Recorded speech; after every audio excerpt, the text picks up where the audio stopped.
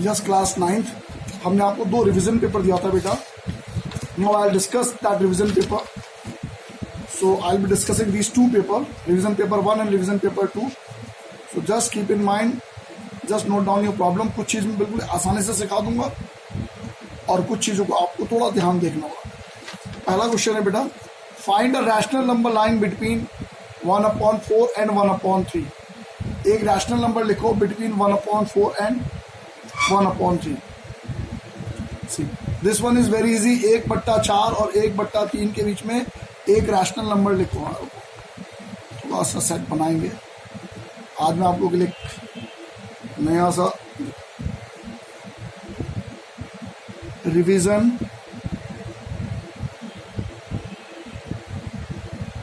बहुत छोटा तो नहीं हो गया. Revision paper 1. Revision paper 1. सो पहला है फाइंड अ रैशनल नंबर. जो मैंने पहला क्वेश्चन पूछा था आपको, find a rational number between lying between 1/4 and 1/3. 1/4 और 1/3 के बीच में रैशनल नंबर निकालो. आपकी किसी की मैम ने अलग अलग तरीके से बताया, लेकिन हम बिल्कुल सिंपल तरीका बोलते हैं. आप क्या करेंगे, 4 और 3 का क्या लेंगे, एलसीएम. 12 आ जाएगा. 4 12 में कितने बार जाएगा आपका, 3 बार. 3 12 में कितने बार जाएगा, 4 बार. 1 3 जा 3 एंड 1 4 जा 4. अब ये 3 और 4 और ये 12 है. 3 एंड 4 के बीच में तो आपको कोई नंबर नजर नहीं आ रहा है, तो आप लोग क्या करेंगे, 3/12 एंड 4/12. 3/12 एंड 4/12 3/12 एंड 4/12 आपने लिखा. अब आप लोग क्या करेंगे, 3/12 4/12, जब दोनों का बेस सेम हो, मैं बार बार कह चुका हूं, ऊपर और नीचे सेम नंबर से मल्टीप्लाई कर दीजिए. और ये कोई जरूरी नहीं कोई सा भी नंबर, 5 से ऊपर 5 से नीचे, 5 से ऊपर 5 से नीचे. 3 5 जा 15, 12 5 जा 60, 4 5 जा 20, 12 5 जा 60. अब ये 15 एंड 20 हो गया. क्या हो गया, 15 एंड 20. 15 एंड 20 के बीच में आराम से नंबर निकल जाएगा. जो भी आप लिखना चाहो, 16 17 18 19 20 करके आप लिख सकते हैं. तो 15 और इसके बीच का आपका नंबर आ गया. नेक्स्ट क्वेश्चन आ गया, find the rational number between 0.75. ये कह रहा है हमें 0.75 एंड 1.2. 0.75 एंड 1.2 के बीच में नंबर लिखिए बोला इन्होंने. तो 0.75 एंड 1.2 में क्या करेंगे हम लोग, देखो ये 0.75 है. 0.75 और ये 1.2 है, तो this can be written as 1.20. इसको 1.20 भी लिख सकते हैं. 75 और 120 के बीच में 78 79 ऐसे करके जो जो आप लिखना चाहो, ये सारे आंसर आपके राइट है. ठीक है. थर्ड एक और पार्ट करते हैं उसका, 3/8 एंड 2/5. 3/8 एंड 2/5 के बीच में रैशनल नंबर 8 एंड 5 का रैशनल नंबर 40. 8 5 जा 5 8 जा. सो 3 5 जा 15, 2 8 जा 16. अब ये 15/40 है, 16/40, 15/40, 16/40 लिखेंगे. देखो इनके बीच में कुछ नजर नहीं आ रहा है. आप क्या करो, 5 से ऊपर 5 से नीचे, 5 से ऊपर 5 से नीचे. ये हो गया 75/80 और ये हो गया 75/200 और ये हो गया 80/200. इसके बीच में बहुत सारे नंबर हैं, लिख सकते हो आप 76/200, 77/200, 78/200, ऐसे करके आप इन क्वेश्चंस को लिख सकते हैं. नाउ क्वेश्चन है, क्वेश्चन नंबर 2.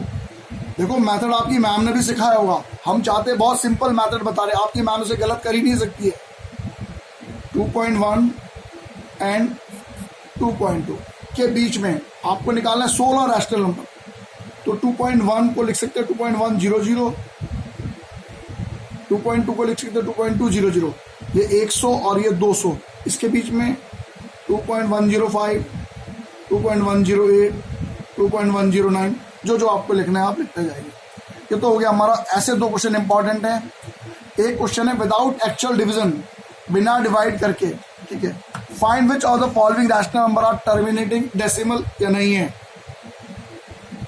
टर्मिनेटिंग निकालने का मैंने सिंपल सा एक तरीका बताया था, नीचे के फैक्टर में 2 हो जाए अकेला, 5 हो जाए अकेला, या दोनों हो जाए तब भी चलेगा। अब ये 5/32 लिख रखा है, 5/32। Find which of the following, बिना डिवाइड करे आपको बताना टर्मिनेटिंग है कि नहीं। 5/32 का फैक्टर निकालेंगे, 216, 28, 24, 2 2 4, 2 1 2। तो क्या आ गया बेटा, 2 का पावर 1 2 3, 2 का पावर 5। तो ये क्या है, 2 का पावर 5 है, 2 का पावर 5 दिख रहा है, 2 का पावर 5 ये 2 का पावर 5 हो गया हमारा, ये हो गया हमारा 2 का पावर 5। तो ये क्या हो गया आपका टर्मिनेटिंग, क्योंकि नीचे क्या आ गया आपका 2 आ गया, 2 का पावर 5।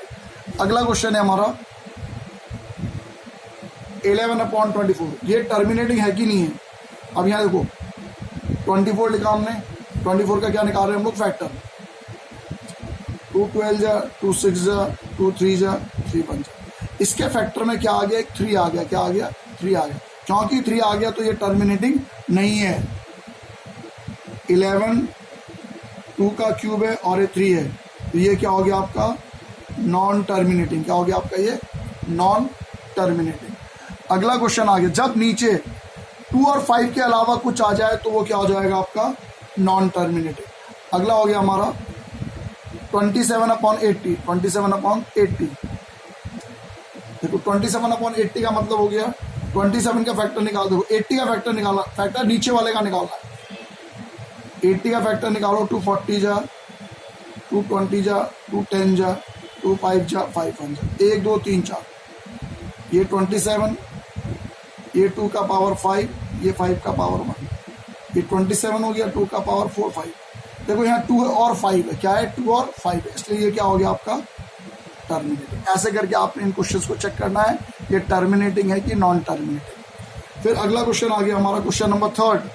मैं सारा रिपीट कर रहा हूँ जितना मैंने पढ़ाया था, मैं पेपर सारा, बच्चे ये ना बोले कि सर आपने हमें ये कराया नहीं, खाली हमें पेपर भेज दिया था, तो इसलिए मैं आपको पेपर भी साथ साथ सॉल्व कर रहा हूँ। क्वेश्चन नंबर हमारा है, ये है क्वेश्चन हमारा 4th वाला, कन्वर्ट इनटू डेसिमल। क्या हमें चेंज करना है डेसिमल में, 5/8, 5/8 को डेसिमल में चेंज करना है। 5, 8 का फैक्टर निकाला, 2 का पावर 3।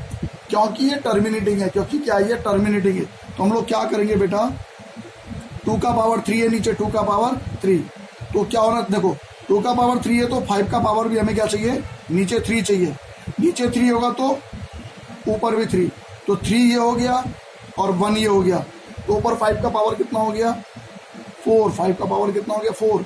नीचे देखो जब ऊपर के पावर सेम होते हैं, जब ऊपर के पावर क्या होते हैं सेम, तो 2 5 10, 10 का पावर 3।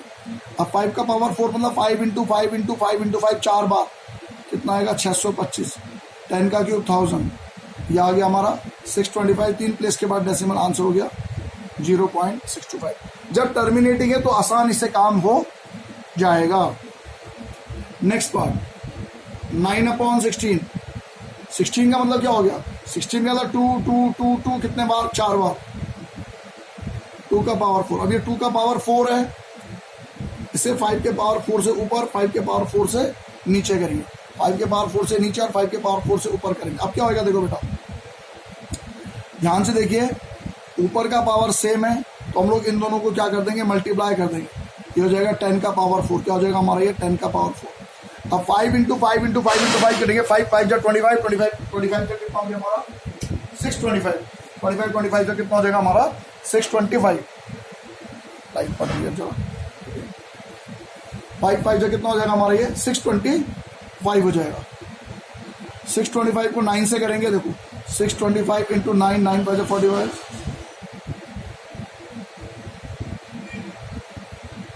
कितना आ गया हमारा 5625 अपॉन 1 2 3 4 0, ये लिखा मैंने 5625, 4 प्लेस के बाद डेसिमल, ये क्या हो गया आपका आंसर।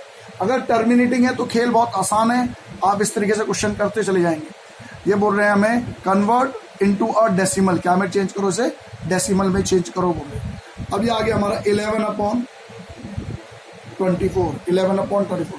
देखो जब 24 का फैक्टर निकालोगे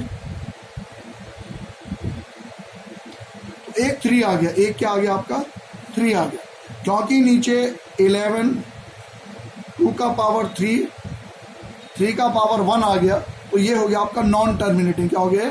नॉन टर्मिनेटिंग, इसलिए इसमें जादू नहीं चलेगा। तो आप 11 को डिवाइड करना है 24 से। यहाँ देखो 11 को डिवाइड करना है आपका, ये 11 लिखा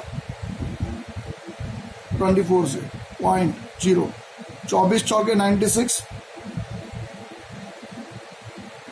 10 में से 9 गया 140, 24 7 जा 7 चौके 28, 24 7 जा 128, 24 7 जा कितना आ गया हमारा? हमको केवल क्या कर रहे हैं? डिवाइड करें।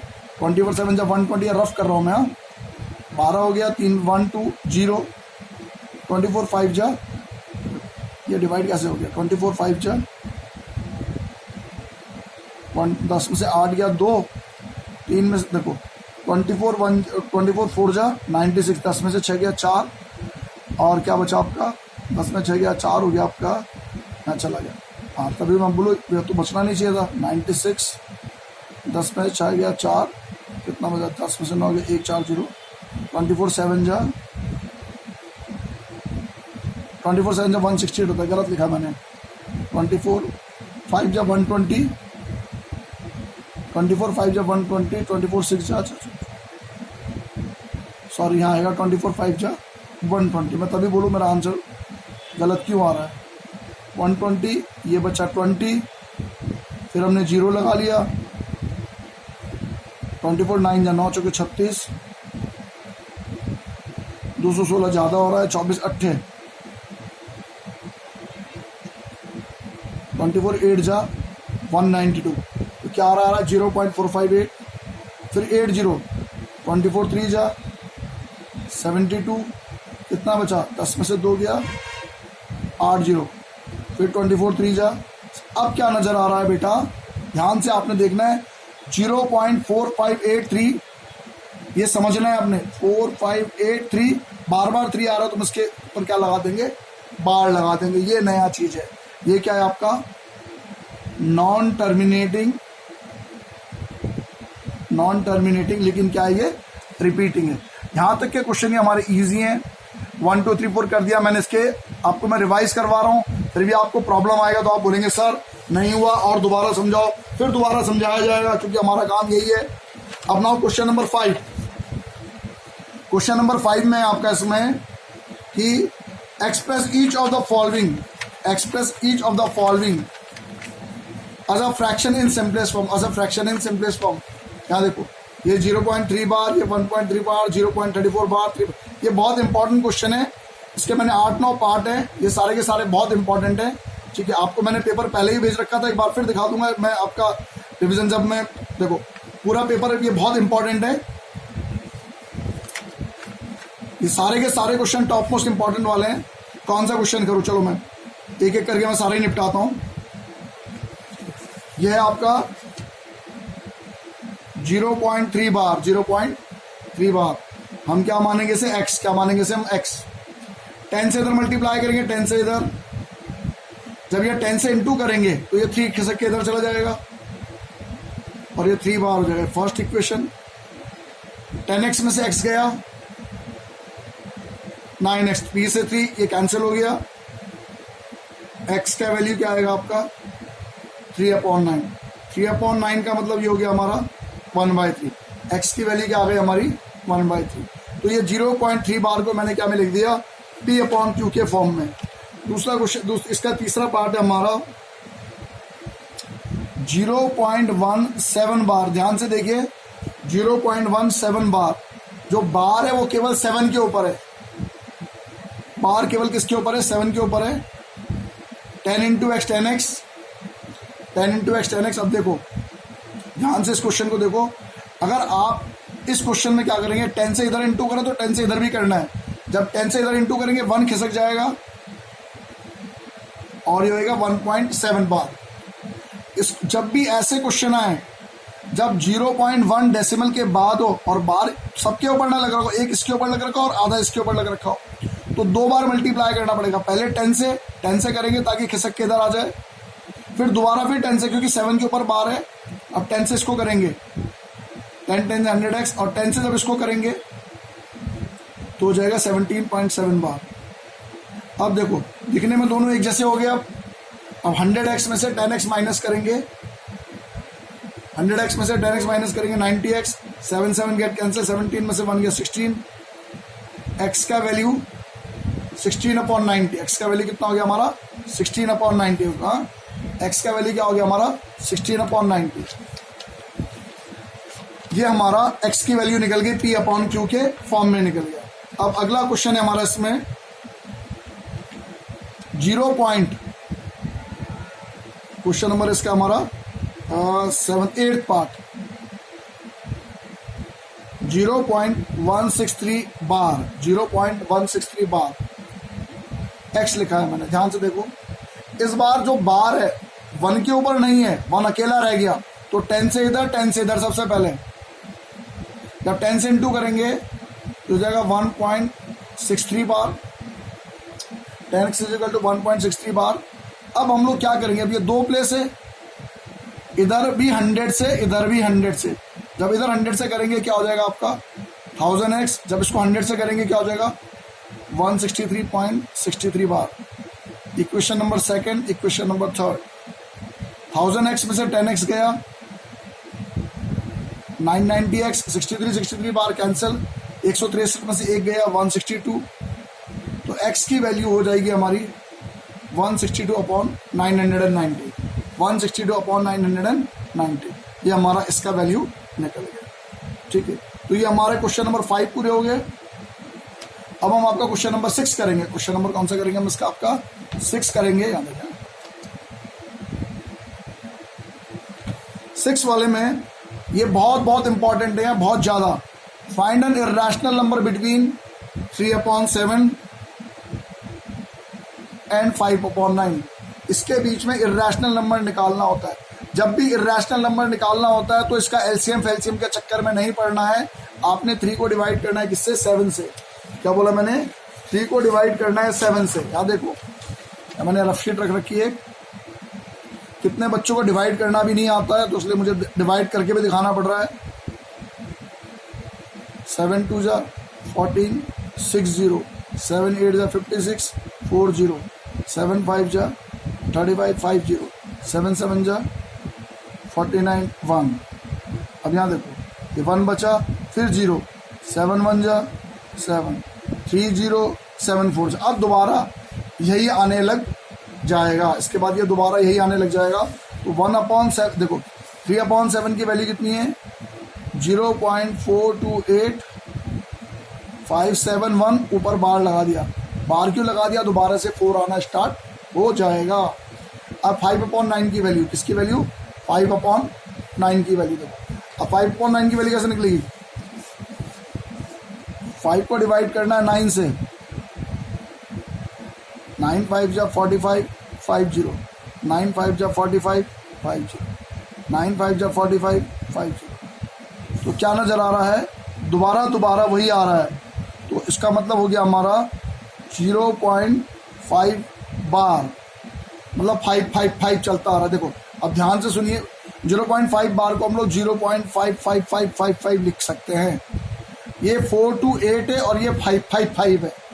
क्या ये 4 to 8 428 और ये 555, इसके बीच में कोई नंबर बता दो तो हो गया 0.429, 0.429। ध्यान से सुनिए, 1 0 429, 2 0 429, फिर 3 0 429 डैश डैश डैश, एक नंबर। इसके बीच में कितने नंबर चाहो, जो चाहो ढूंढ सकते हो, 428 और 555 के बीच में। फिर 404 47 42 और 55 के बीच में 47 51 47 51। फिर क्या लिखो आप, ध्यान से सुनिए, 47 आया 51 आया, अब 47 आया 511, फिर 47 आया 511 111, पहले 11 आया फिर 111। ये सब क्या बन गया हमारे इर्रेशनल नंबर। इर्रेशनल नंबर किसे कहते हैं, non terminating non repeating number are called irrational number. ये वाला क्वेश्चन इंपॉर्टेंट है, बहुत ज़्यादा इंपॉर्टेंट है, मैंने आपको बता दिया। अब थोड़ा सा इसका एक नया क्वेश्चन मैंने दिया था आपको, यहाँ देखो नया क्वेश्चन दिया था मैंने 7th वाला, जो 2-4 बच्चों ने तो मेरे से पूछा था क्वेश्चन की प्रॉब्लम क्या है सर, जो पढ़ने वाले हैं उन्होंने पूछा था मेरे से, ना पढ़ने वाले तो कभी भी नहीं पूछते बेटा, ना पढ़ने वाले कभी भी नहीं पूछते। क्वेश्चन नंबर 7 फेल हो जाएंगे, 9 में डबल कर लेंगे 9, लेकिन पूछेंगे नहीं। क्वेश्चन नंबर 7 है हमारा 2/3 √7 माइनस हाफ √2 प्लस 6√11।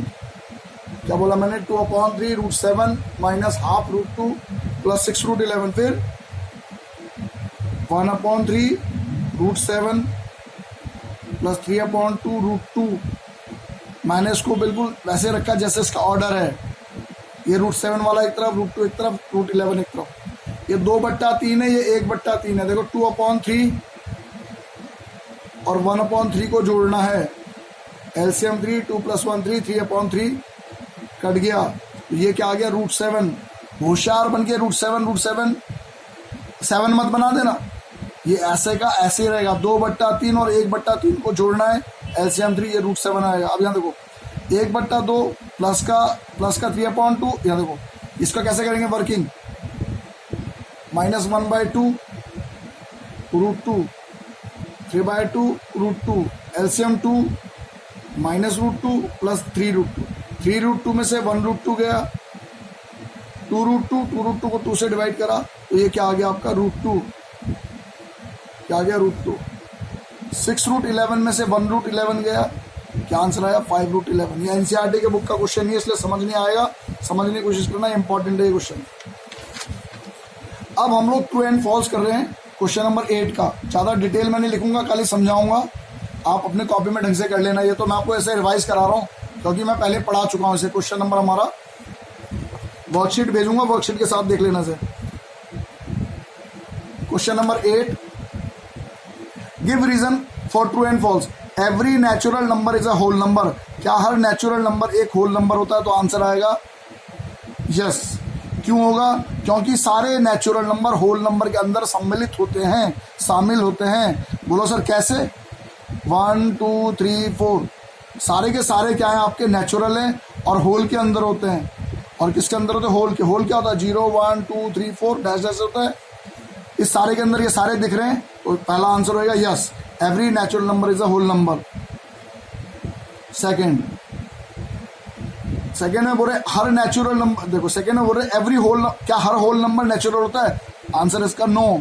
सारे होल नेचुरल इसलिए नहीं होते हैं क्योंकि 0 नेचुरल नहीं है। ये होल नंबर तो है पर नेचुरल नंबर सारे नेचुरल नहीं है क्योंकि 0 नेचुरल नहीं है। तीसरा, एवरी इंटीजर, हर इंटीजर क्या रैशनल नंबर होता है? क्या हर इंटीजर एक रैशनल नंबर होता है? ध्यान से सुनिएगा, यस, सारे इंटीजर क्या होते हैं? रैशनल नंबर होते हैं। चौथे में बोल रहा है वो, क्या एवरी रैशनल, क्या हर रैशनल नंबर होल होता है? देखो तो आंसर आएगा नो। क्यों? 1/2 5/8 ये सारे रैशनल है पर होल नहीं है। अगला 5th वाला पार्ट, एवरी रिपीटिंग डेसिमल, क्या हर रिपीटिंग डेसिमल एक रैशनल नंबर है? हर रिपीटिंग नंबर एक रैशनल नंबर होता है। हर रिपीटिंग नंबर जिसमें भी ऐसे बार लगा होता है, ये सारे के सारे क्या होते हैं आपके? रैशनल होते हैं। नॉन टर्मिनेटिंग और जो रिपीट नहीं होता है, नॉन टर्मिनेटिंग नॉन रिपीटिंग ही रैशनल होते हैं, लेकिन हर रिपीटिंग क्या होता है? रैशनल होता है।